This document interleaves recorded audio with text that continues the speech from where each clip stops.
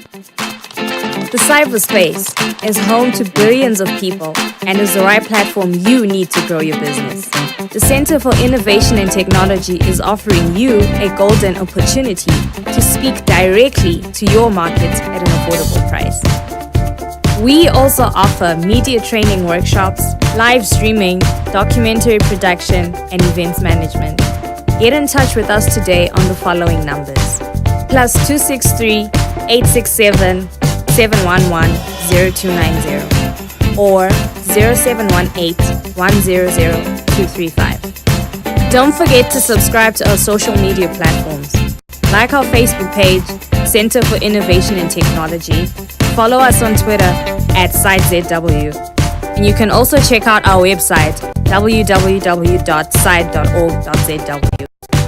You can also visit our offices at 45 Moffat Avenue, Hillside, Bulawayo.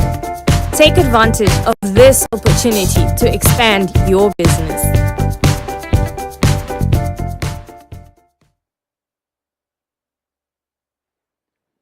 Good morning and welcome to the Breakfast Club. My name is Lesley Moyo and this is Asake Online.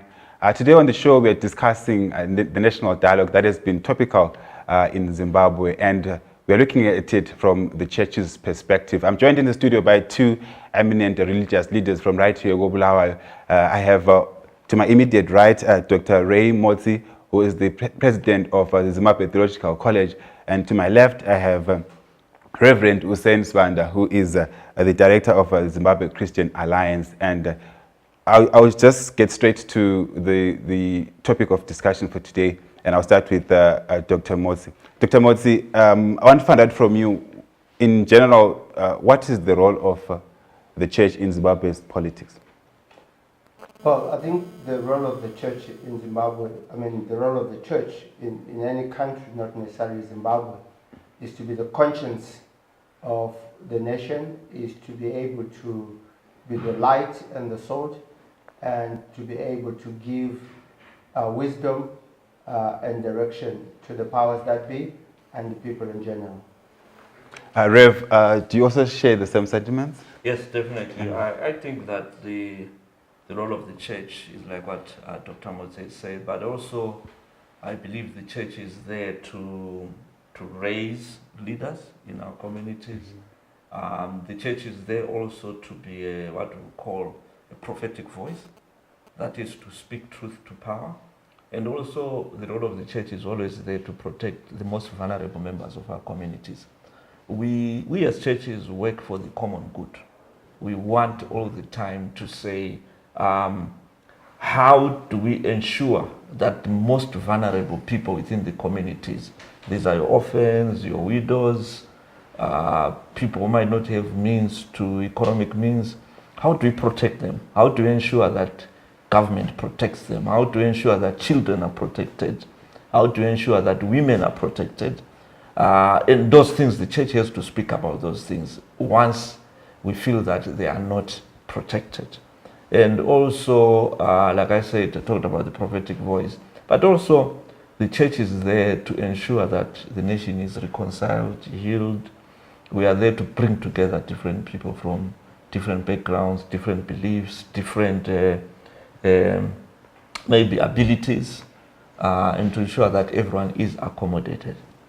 Yeah, I think the church is one of those institutions that are key in a person's life. Obviously, we look at the family, there's also school, and you also mentioned how the different roles that the church has played. But I think from looking at it from a Zimbabwean perspective, and how the church has been involved in Zimbabwean politics dating back to, the liberation struggle, if I may refer to that period. And what would you say has been some of the key landmarks that the church has done, especially in bringing together the different political bodies, if I may use that word, in Zimbabwe? Well, I think that if you look at the liberation struggle, the church was there in both Mozambique, Zambia, Botswana, to help people with food aid, with education, those that had moved out of the country. But the church also remained inside the country. We still continued with the mission schools. We still continued talking to different political players. We still continue to protect people, even during the time of the strike, the liberation war. But also, if you realize that most of the people that led the liberation struggle were actually produced by the churches. So we actually produced the leadership that led the liberation struggle. And also, if you look at history, the whole Lancaster House talks and dialogue, to a large extent, the churches were heavily involved in ensuring that it happens. And then afterwards, of course, we were involved in rebuilding this country. And that's why we have so many mission hospitals, we've got schools. You had the church playing a leading role in the development arena. You talk of boreholes, you talk of provision of health facilities, etc. You know, we had the church there, right there, doing all those things as the country, you know, post-independence. I'm sure Dr. Motsi might have one or two things to say as well around that issue. You want to add, Doc? No, I think he has said enough about that. But also, maybe taking it from what the Reverend was saying, and we're looking at a lot of things that have happened, especially in our political sphere in the country, and so many conflicts have taken place. And what has the church done, especially to try and promote peace, healing, and reconciliation in the various communities in Zimbabwe? I think first and foremost, it's important that we point out that the church is not an institution that is a standalone, that is out there on its own. The church is amongst the people. The church is very much part and parcel of the community. And a lot of these people who are both in political parties and in government are members of local congregations all over. And once you put that in perspective, it enables you to understand the effect of the church within the society and its influence amongst its people. And therefore, when you do that, you reiterate some of what Reverend Useni was talking about in terms of people like Kenan Banana, people like Father Mukonori, people like Bishop Cullen here in Matabeleland, people like Archbishop Pius Ngube, and various other pastors and leaders within our congregations who have been actively involved in all sectors of the society, not in a specific one. Why? Because the church is everywhere. The church is not the building, but is the Christians living amongst the community. And therefore, the reason why Zimbabwe is said to be 70% or 80% Christian is because of these influence and these people who adhere and subscribe to a Christian ethos because of their upbringing and because of their socialization in their lives. And therefore, in that way, when you consider that, you can begin to realize the important role that Christianity has played in shaping the communities and also the kind and characters of the people of Zimbabwe. Okay, if you're just joining us, this is Asake Online. My name is Lesley Moyo, and this is the Breakfast Club. And we're discussing the role of the church, especially looking at national dialogue that a lot of people have been talking about quite recently. And in the studio, I have Dr. Ray Motsi. He is the president of the Zimbabwe Theological College, as well as the Reverend Useni Sibanda, who's the director of Zimbabwe Christian Alliance. And the two gentlemen have been trying to talk about, in general, about what the role of the church has been in Zimbabwean politics. And we have seen since the last election, 30 July 2018 elections, that there was post-violence after the members of the opposition went on the streets and demonstrated to what they were saying is that they're not happy with the delay in the announcement of the election results. And we saw some of the people who died on the 1st of August. 6 people were killed by the army. And then fast forward to January 14, where the mass protests around the country, and human rights organizations say at least 17 people died. And soon after that, there has been talk of a national dialogue. And I want to pose a question to first to Dr. Motsi to say, what is this national dialogue that everyone is talking about? Thank you very much. I think some of us who come from a peace building and conflict transformation perspective, right now we're not so sure as to what kind of animal they're talking about, because nobody has actually explained what it is that they're talking about. I think it's important to define our terms. They're not talking about mediation, neither are they talking about negotiations. And so what they are alluding to in general, because of the lack of evidence on the ground of what could be done, we could say they're basically talking about a conversation about our country. Now, the problem is, who defines the topic, the agenda, the parameters? Who is going to lead? If there's a problem between, say, the government and the opposition political parties, so who is the mediator? Who is the one who's going to help? Who is going to come up with the agenda of what needs to be discussed? These are problems that we are facing right now, and therefore the generality of Zimbabwe, in my opinion, is suffering from crisis of expectations, where because of our history and experience, every one of us has got all kinds of expectations, and we don't know what to do, and we're therefore believing that when the president called for dialogue, he is talking about what we have in our minds.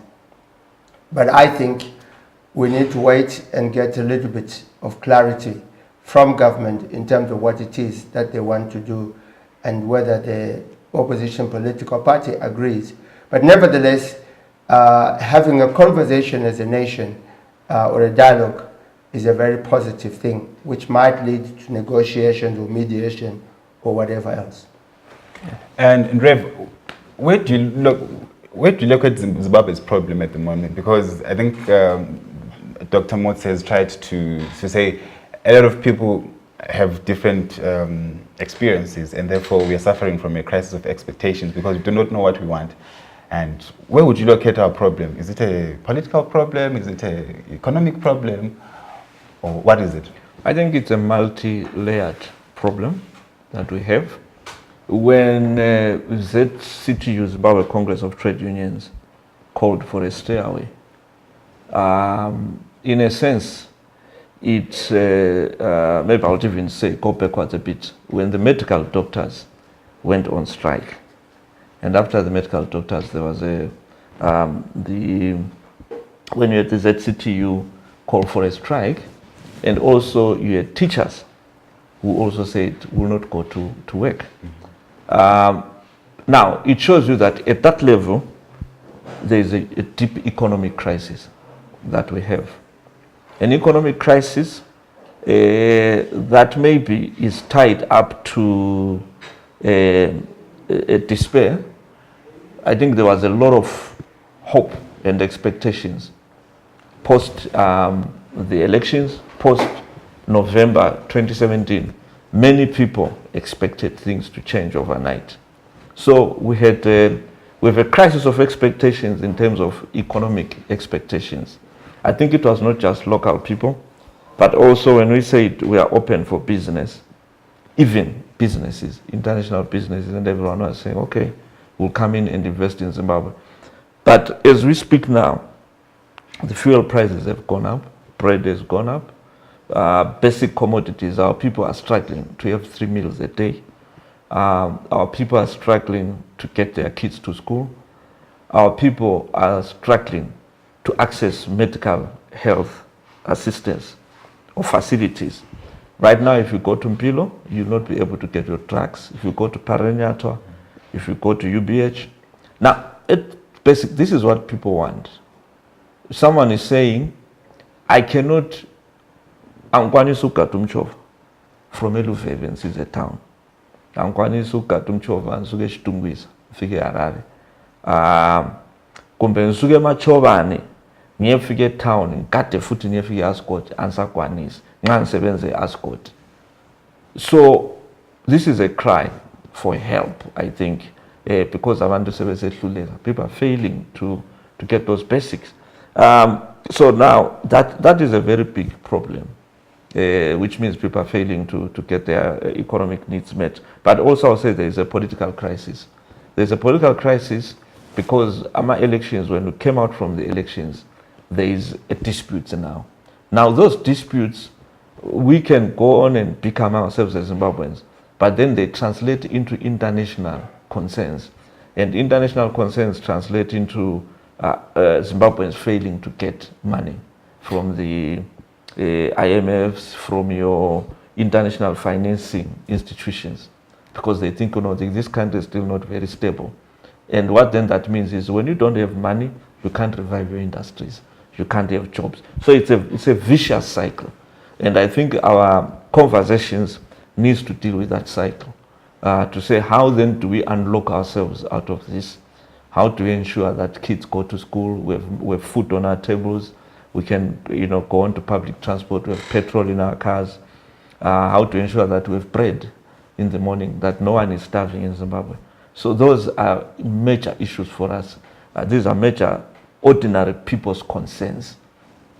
And what format should these conversations take so that at least, as the doctor alluded to, that they become all-inclusive? Well, I think Dr. Motsi will add on that. But look, I think for me, our main concern, I'm coming from Moyo, our main concern is the agenda must be set by ordinary people's concerns. That's why I've been talking about what ordinary people feel. It should not be political elites negotiating or sharing power. But it should be really what's bothering that widow, what's bothering orphans, what's bothering, our family logichin, what's their problem? How do we help them? That's the basic thing. Yes, I don't know, Dr. Motsi might want to. Yeah, I really think that there is need for a national convergence in terms of the crisis that Zimbabwe and Zimbabweans face. And this is not something that ZANU-PF alone is able to handle. This is not something that MDC alone is able to handle. This is not what government alone is able to handle.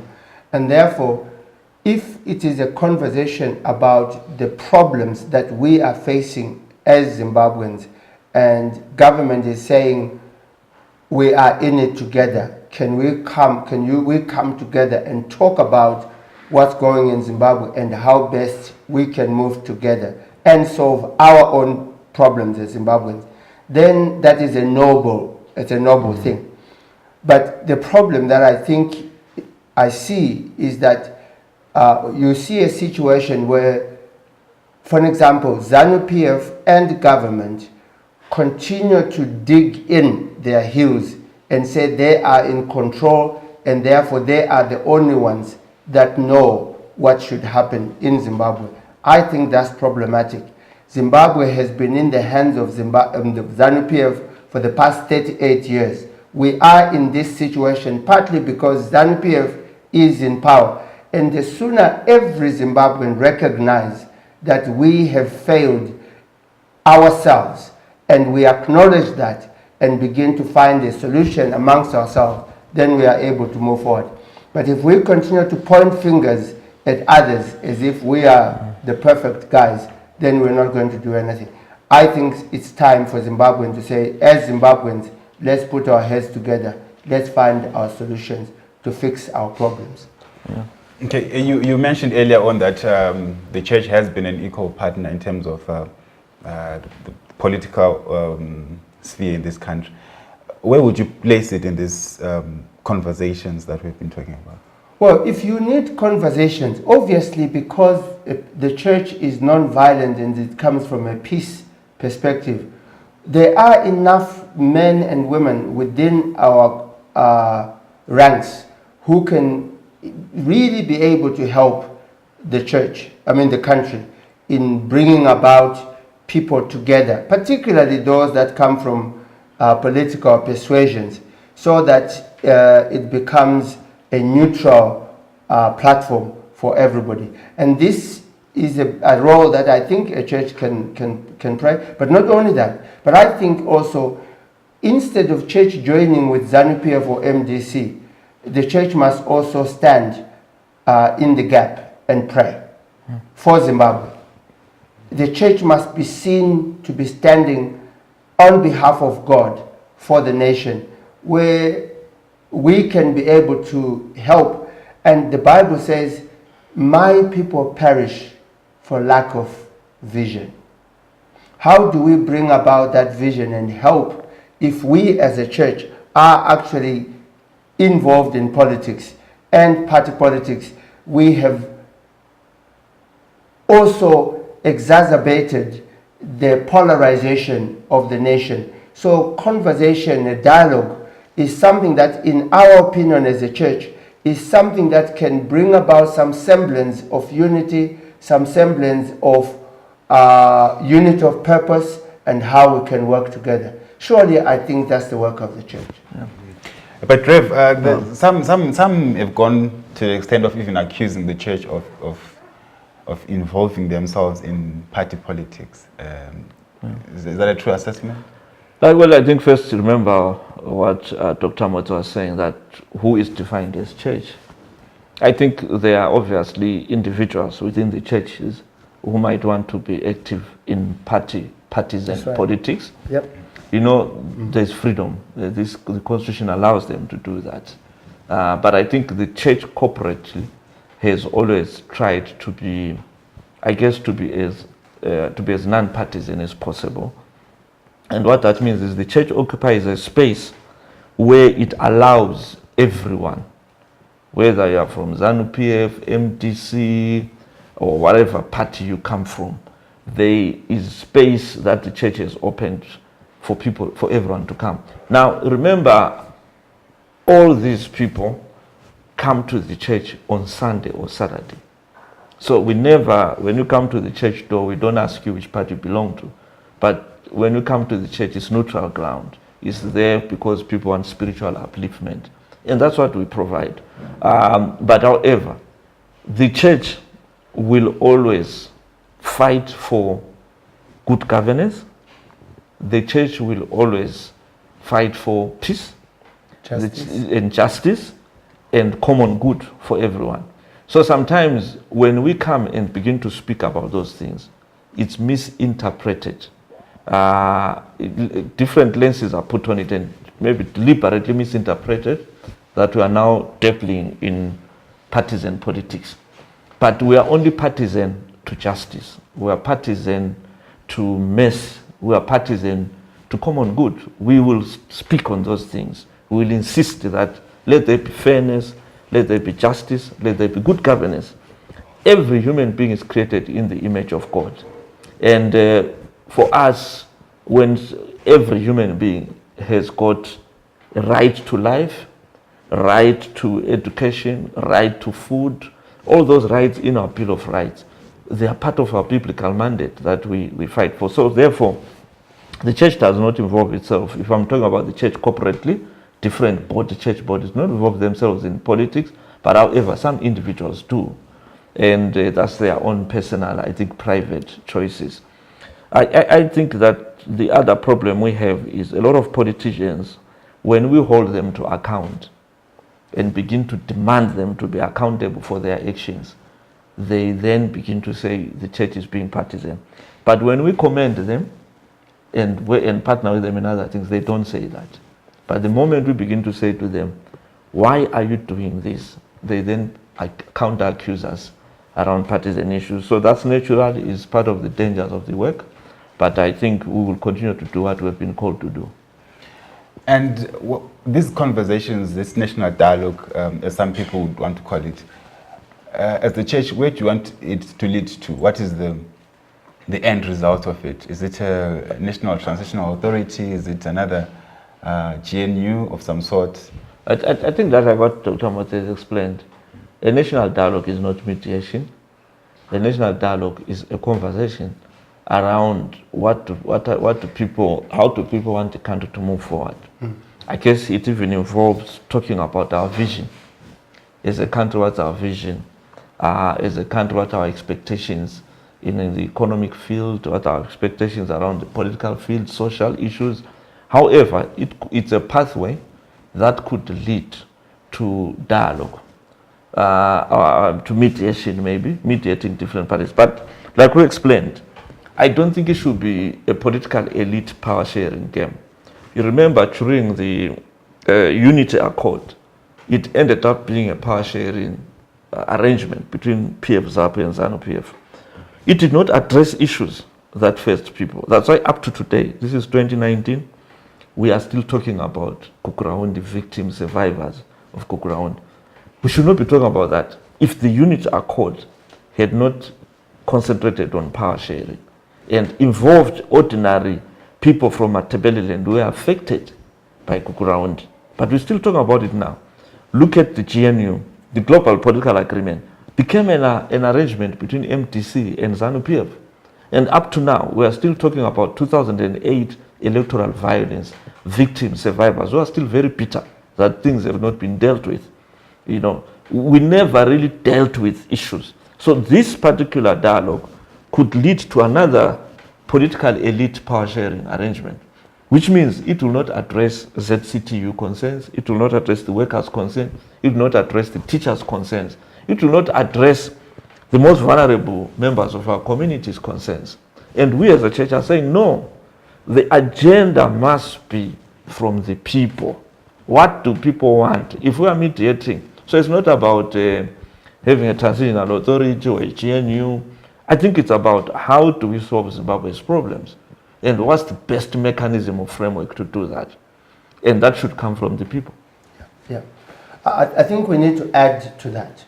The conversation or dialogue of Zimbabwe must be a dialogue that is based on the values that are enshrined within our Bill of Rights, that are enshrined within our Constitution, and the values that the whole of Zimbabwe espouse as basis of who we are. We need to find a way in which we can all begin to identify with this country as Zimbabweans, and apart from that, we also need a sense of belonging. And thirdly, we need to talk about not only state security, but personal security of persons who are Zimbabweans all over the place. Because you cannot put state security at the expense of personal security, such that people feel stateless and nationless, and they would rather leave Zimbabwe because people are terrorizing other people. And I think these are conversations which are enshrined within our Constitution, and therefore Zimbabweans must talk about their Constitution. Can you believe it? We had a new Constitution way back in 2013, and they're only talking about changing POSA now. There are many other restrictive laws. There are many other alignment of laws that needs to come to be done and put alongside or in line with what our Constitution say. These are serious major national issues that involve all Zimbabweans. It's not a ZANU-PF thing. Please, it is not a ZANU-PF thing. ZANU-PF does not have the mandate to actually do that. It is Parliament and the people of Zimbabwe. Yeah. Well, also, I think another key issue, maybe like what Dr. Motsi is saying, we had the Constitution in 2013. We have not realigned our laws. There are more than 400 laws that still need realignment, but also institutional reform. We are in this mess because we have not reformed our institutions. According to the Constitution, we are not even asking for anything outside the Constitution. We're saying, let's work according to the Constitution. How is the security sector supposed to operate according to a Zimbabwean Constitution, not according to a British demands or American demands? We are just saying, we agreed on a Constitution, all of us. Yes. It's a social contract between us and those that govern us, between us and the Parliament of Zimbabwe, between us and our judiciary. So let us reform our institution. How is our judiciary supposed to operate? How is our financial sector supposed to operate according to the constitution? Dr. Motsi is talking about human security of each Zimbabwean. It's there in the constitution. We have a right to be protected by the state. No one is supposed to be harassed by anyone. It's there. So what we are asking for as Zimbabweans is not anything outside our constitution. We are just saying to everyone, let's go to the constitution, which we all worked for and agreed on 2013 and signed into law. And let's stick to it. Once we stick to that, we've solved our problem. I need to add this as an example of my concern for security. If we have an army and we have CIOs and we have the police who are supposed to look after us as Zimbabweans, but those people come on public media and confess that they are ordinary Zimbabweans who are going into the military and armories, and they're able to take weapons and uniforms, and they're going to go on the street. What about my security then? If they're doing that with the army, and the government is actually confessing that they've lost the plot, basically, that's what they're confessing to me as an ordinary Zimbabwean. The Zimbabwe's government has lost the plot. They cannot protect me, because if ordinary Zimbabweans can go into the military and get weapons and begin to use them in the street, then there is lawlessness, there is a problem. Yeah. They said it, government said it. And as a parting shot, what would you say is, because it seems like to me it's more of a political problem than anything else. It is both. It is both, but guess what? It is a political problem. But those people that are in politics, we put them there in the place. So you can't fold our hands and say it's a political problem, therefore they are actually going to do it. We need to tell them what we want. Every Zimbabwean needs to tell them what he or she wants to be done. ZANU-PF, MDC are not our masters. They are our servants. We gave them a mandate. They have got a time limit. Their powers are controlled by the Constitution. The people who have the right, and that right is eternal until we leave this, are Zimbabweans. Zimbabweans must know that. But Rev, I saw even people saying that they're exercising their constitutional rights by taking to the streets to express their disgruntlement. And we see the army reacting by using brute force. How then do we get to that level where we get to have our rights respected as Zimbabweans? Yeah, well, first, we don't condone any violence in any nature, whether it's civilians or the army. Exactly. We don't condone that. That is wrong. You have to exercise your constitutional right within the confines of the Constitution. Like if it's your right to demonstrate, there is no reason for you to loot or burn. It's not necessary. While it's also for our security forces, when they are beginning to deal with public riots, public disturbances, there is no reason for them to use live ammunition. There are methods that are known that could be used by the police or riot police to actually ensure that there is peace. They could use means to quell violence in a manner that will protect also those civilians to utilize their rights to demonstrate. So I think it's a balance we should have. I think the key issue is government must create space for people to demonstrate, for instance. We've seen that in other countries. In France right now, there are massive demonstrations that are going on. No one is being shot in the streets. In other words, there are methods that could be used that allow people to demonstrate without also infringing on other people's rights. So I think we need to educate everyone to that level as Zimbabweans. But also, I think we need to deal with the issues that are causing concern. And so that's very major. So anyway, as a parting shot, I think let's work on the Constitution. Let's ensure we follow it. Let's ensure we have institutional reform. Let's work for common good for everyone.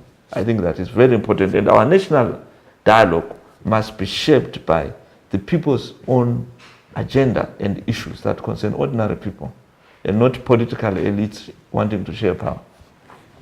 I think it is a great concern for us as church to observe what happened with utter disgust.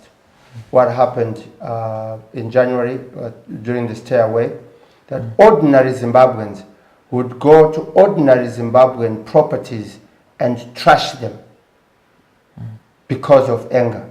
Now, if some of us who have been around for a bit and been ministers for over 30 years, this is the first time we have seen ordinary Zimbabweans get on the street and behave in the manner in which they behaved. I am very surprised and worried about such behavior.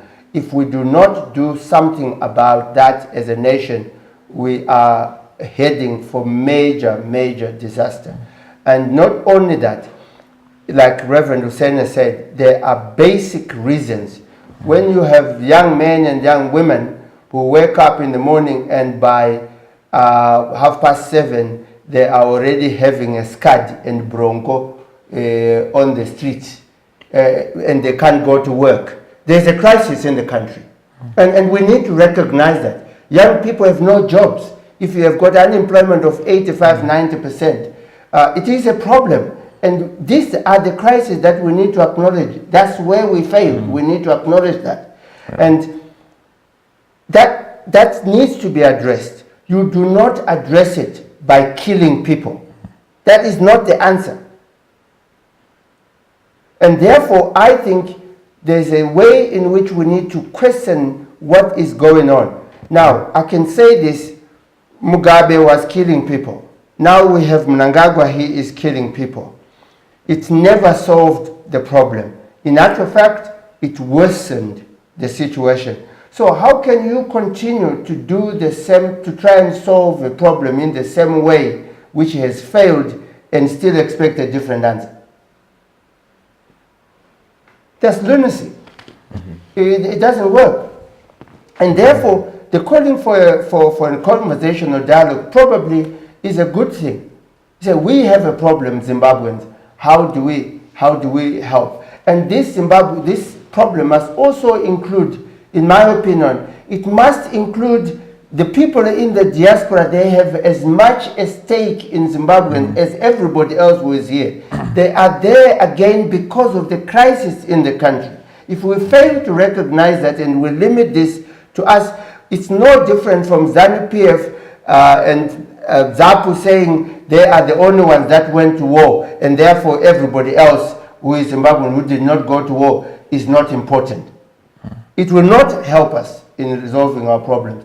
I think the conversation, the coming together of the nation is important. NgesiNdebele sifuna ithuba elokuthi abantu baphose amaceba. Thank you so much. I think one of my favorite scriptures in the Bible says that where there is unity, God commands a blessing. Exactly. And hope that we'll see that happening in Zimbabwe soon. Thank you so much for tuning into the Breakfast Club. We had such an interesting the conversation, and the conversation will continue. Stay tuned on to Asake Online. You can follow us on Facebook. Our Facebook page is Center for Innovation and Technology.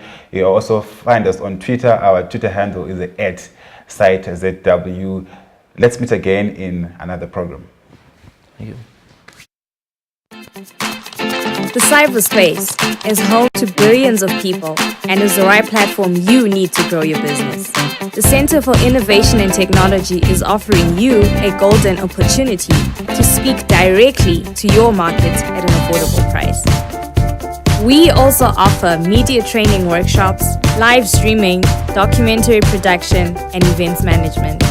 Get in touch with us today on the following numbers: +263 867 711 0290 or 0718 100 235. Don't forget to subscribe to our social media platforms. Like our Facebook page, Center for Innovation and Technology. Follow us on Twitter @SiteZW. And you can also check out our website www.site.org.zw. You can also visit our offices at 45 Moffat Avenue, Hillside, Bulawayo. Take advantage of this opportunity to expand your business.